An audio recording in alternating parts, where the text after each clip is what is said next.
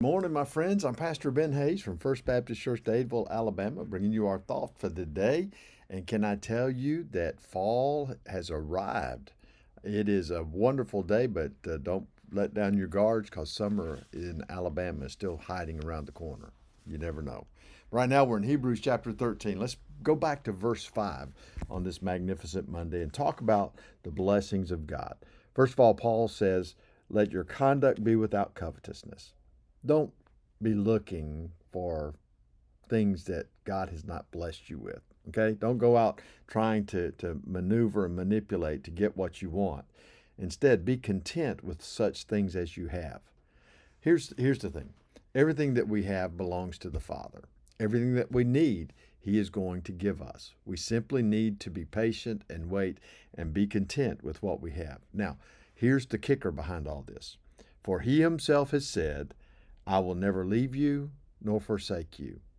Look, what we've got to do, what we've got to figure out is that God is enough, that our relationship with Him is everything that we need, that we are not self-sufficient and never will be. God is our sufficiency.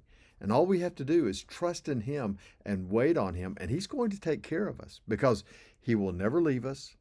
He will never forsake us. He is always there. And what's the result of that? Look at verse 6. "So we may boldly say, 'The Lord is my helper.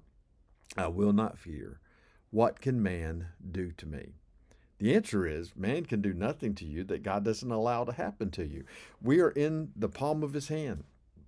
He protects us. He is that hedge around us. He is our shield, our protector. And the only things that happen to us are the things that He allows to happen to us. And everything that He allows to happen to us is for our good and for His glory. So understand what's going on, no matter your situation.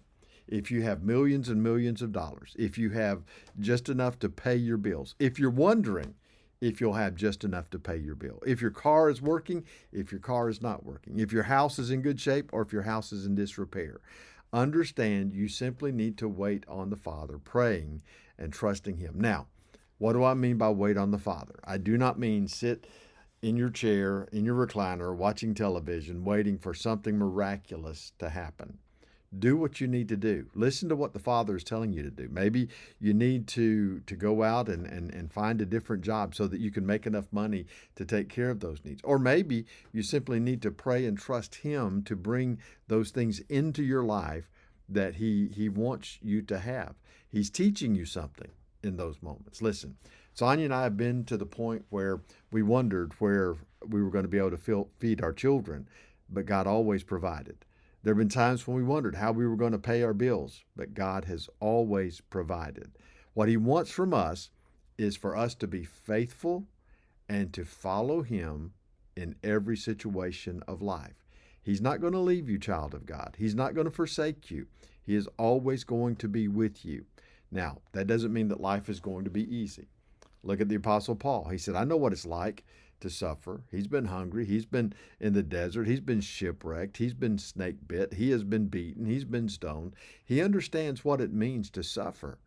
The truth of the matter is, it's in those times of suffering that we find ourselves drawn closer to Him. Why is that? Because in those moments we have to depend on Him more. Maybe that's what God's trying to teach you, how to depend on Him.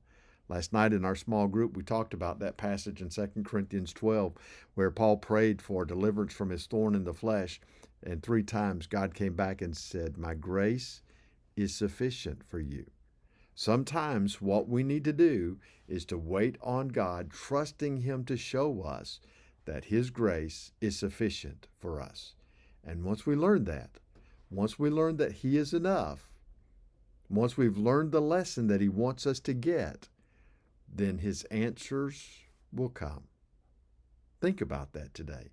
I know you're in a situation that maybe you feel like is completely out of control. It's not out of God's control. You may be in a situation where you think God couldn't possibly want me to be in this situation. But if you're there, He does. He's working you through that. He's working His way into your heart. Trust Him. Be faithful. Be blessed. I'll see you back here tomorrow.